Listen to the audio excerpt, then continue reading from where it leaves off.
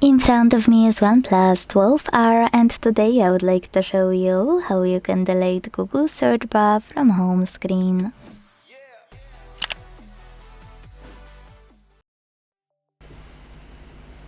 All you need to do is hold your search bar and wait for Remove Widget pop-up to show.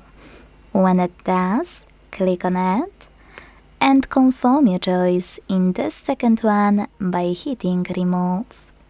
So when I do that, I can see that my search bar was successfully deleted. If you ever wanna restore it, I can show you how to do that right away.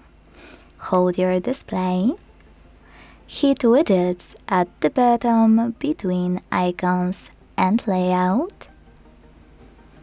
Now scroll to look for Google app, and when you find it, look for a search bar widget.